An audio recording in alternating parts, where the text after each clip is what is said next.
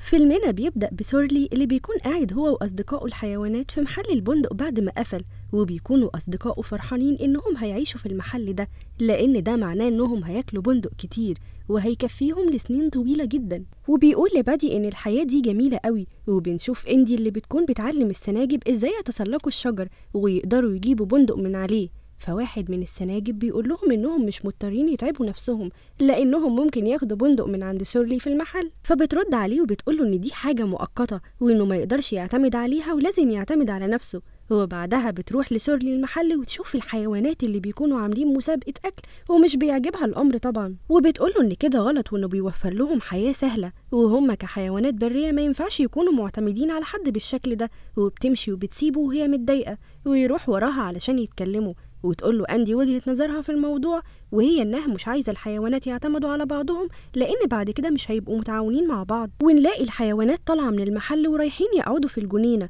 وفجأة بيحصل انفجار والصدمة إنه بيكون محل البندق، ومحدش بيكون مصدق اللي حصل ده كله والتحول السريع في حياتهم ده، وإنهم كانوا قاعدين في مكان مليان أكل وفي ثانية هيرجعوا يسرقوا الأكل من تاني. ونشوف سورلي وبادي وهما رايحين علشان يسرقوا أكل وبيلاقوا فشار، وأول ما بيقربوا علشان ياخدوه بياخدوا الحمام بسرعة وبيروحوا المطعم ويحاولوا يسرقوا منه أكل، لكن الناس بتشوفهم وبيطاردوهم فبيرجعوا هم فاقدين الأمل وبيحكوا للحيوانات على اللي مروا بيه، ويترعبوا الحيوانات وبيحصل فوضى. لكن بتيجي أندي وبتطمنهم وبتقول لهم إن الجنينة بتاعتهم موجودة وفيها كل حاجة ممكن يحتاجوها. في نفس الوقت اللي بيجي فيه محافظ المدينة وبيقول إنه هيهد الجنينة دي ويبني مكانها مدينة ملاهي، ويخلص كلامه ويمشي وبتبدأ إجراءات الهد، ويخاف الحيوانات وبيطلعوا يجروا، وبيروح سورلي وراهم وبيقنعهم إنهم يرجعوا علشان يدافعوا عن الجنينة بتاعتهم ويهاجموا البشر قبل ما يهدوها. لكن أندي بتكون معترضة على كلامه وبتبقى شايفة إنهم مش هيقدروا يهاجموا البشر،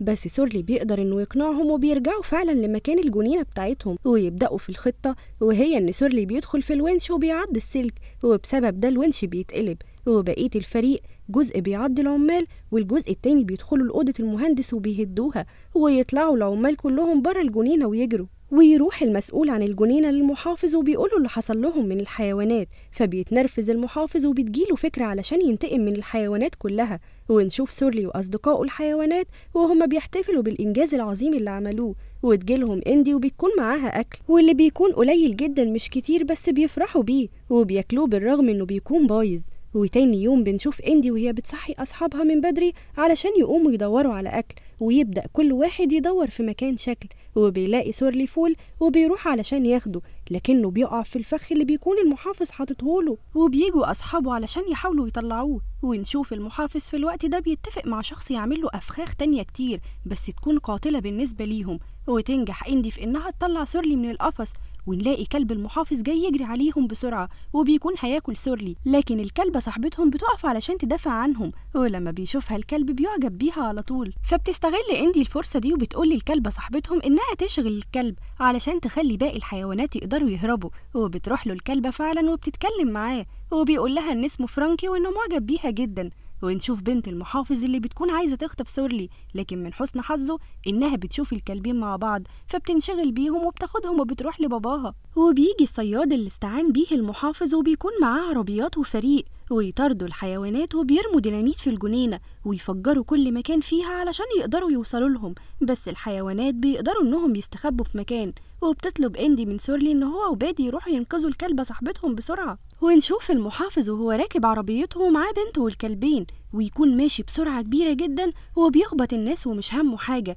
وبيوصلوا للبيت ونشوف تصرفات البنت السيئة واللي بتطلب من الكلب بتاعها طلبات يعملها مقابل إنها تديله أكل، ولما بتطلب كده من الكلبة الجديدة بترفض طبعا فمش بتديلها أكل. وبنشوف سورلي وبادي وهما بيدوروا على الكلبة ويلاقوا فار صغير وبيكون شكله جميل جدا بس تصرفاته عكس شكله تماما، ويضرب سورلي بكل سهولة، وبنعرف انه عنده مهارات الكونغ فو وبيكون اسمه مستر فينجو، وبيقول لهم ان ده مكانه وانهم ما ينفعش يكونوا هنا. ويظهر أصدقائه الفيران علشان يحاربوهم كلهم، ويقول لسورلي إن نهايتهم هتكون هنا. وبتيجي لسورلي فكرة علشان يهربوا منهم، فبيقول لهم إن في قطة وراهم وبتجري كل الفيران وبيهرب سورلي وبادي في الوقت ده. وبنرجع تاني لإندي وباقي الحيوانات اللي بيكونوا في جنينة شكلها جميل جدا، وبيشوفوا كرة جولف، وبيروح واحد من الحيوانات علشان ياخدها وبياكلها، فبيشوفوهم لعيبة الجولف وبيطردوهم في الجنينة كلها، وتتقلب العربية بتاعتهم، وبتفقد إندي الأمل في إنهم يعيشوا في الجنينة دي تاني. وبيكون سورلي وبادي في الوقت ده راحوا البيت المحافظ،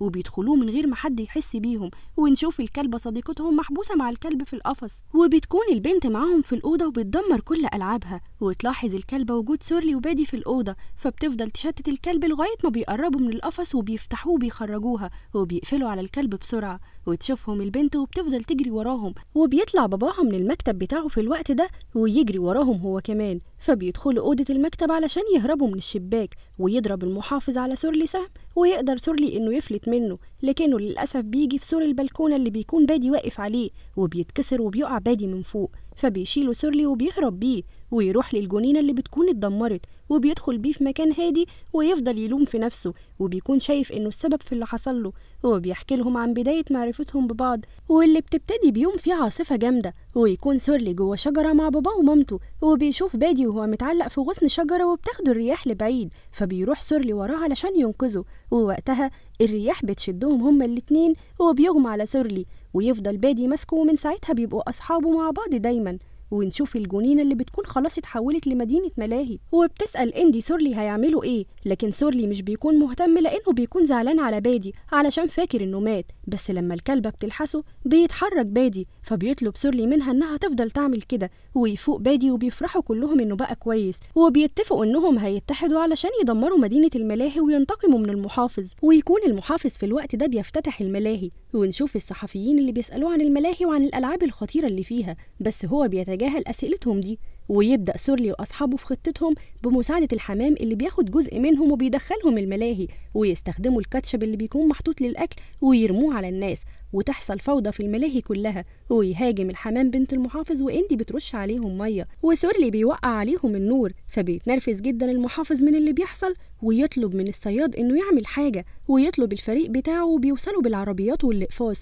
وبيقدروا إنهم يمسكوا الحيوانات، وتروح إندي لسورلي وبتقوله إن كل الحيوانات اتمسكت، فبيتضايق سورلي وبيسيبها، ويقول لها إنه هيروح يطلب المساعدة فورا، وبعد ما بيمشي بيقدر الصياد إنه يرمي سهم مخدر على إندي ويغمى عليها وبياخدها معاه، ويكون سورلي في الوقت ده راح للمكان اللي فيه الفئران علشان يطلب مساعدتهم، بس هم أول ما بيشوفوه بيخطفوه ويحاصروه بالنار، وبيندهوا للقائد بتاعهم مستر فينجو، فبيطلب سورلي منه إنه يساعده علشان يحرر أصحابه اللي البشر خطفوهم، وبيقول له مستر فينجو إنهم كانوا عايشين في الجنينة اللي في وسط المدينة لغاية ما البشر اجوا وطردوهم وعملوا ملعب جولف كبير فيها، ويرفض إنه يساعد سورلي، ويفضل سورلي يترجاه علشان ينقذ أصحابه والجنينة بتاعتهم، وبيقولوا إنه لو مش هيساعدوا يقتلوا أحسن. وتفوق إندي في الوقت ده وبتلاقي نفسها محبوسة في قفص مع باقي الحيوانات، وتكون العربية ماشية بيهم، ويقف سورلي قدامها، وقبل ما العربية تخبطه بتطلع الفئران كلها وبتهجم عليهم، وتقع الأقفاص اللي فيها الحيوانات على الأرض، وبيطلعوا منها يجروا، وبيعرف سورلي إندي على مستر فينجو وبيحكي لها قصته هو وأصحابه،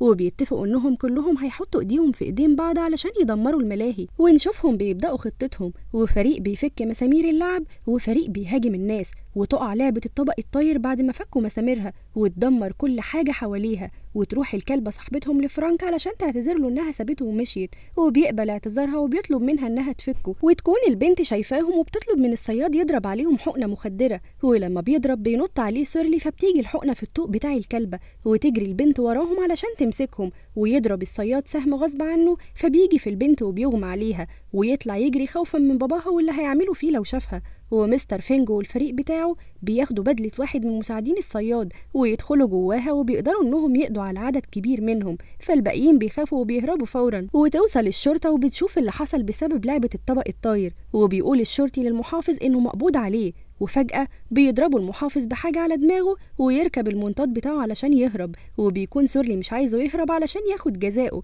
فبيركب لعبة قطر الموت هو وبادي، وأول ما بيقربوا من المنطاد بيرميه بادي عليه، ويتنرفز المحافظ جدا من سورلي ويكون عايز ينتقم منه لأنه السبب في اللي حصل له ده كله، وبيطلع له على بالونة المنطاد وبيهجم عليه سورلي وبيفضل يعضه، وبينط على الشمسية اللي معاه وبيفتحها وبتاخد المحافظ وبتطير، وبيقع على لعبة، ولما بتشوفه الفئران بتهاجمه وتفضل تعض فيه، وبيقدر إنه يهرب منهم، لكن الشرطة بتقبض عليه أخيرا، وكلهم بيكونوا مبسوطين إنهم قدروا يخلصوا من المحافظ ويرجعوا الجنينة بتاعتهم من تاني. وبتكون إندي راكبة الونش وبتدمر كل الألعاب الباقية من مدينة الملاهي، ولما بتخلص بتروح تحضن سورلي وكلهم بيكونوا فخورين باللي عملوا علشانهم. وبعد فترة بنشوف الجنينة بعد ما رجعوها زي الأول، ويكون مستر فينجو والمجموعة بتاعته عايشين معاهم فيها. وأما فرانك والكلبة فبيكونوا اتجوزوا وخلفوا 3 كلاب صغيرين، وبتكون في عربية بندق واقفة وبيشوفها سورلي وبيروح هو وإندي علشان يسرقوا بندق منها. وفي النهاية بنفهم أهمية التعاون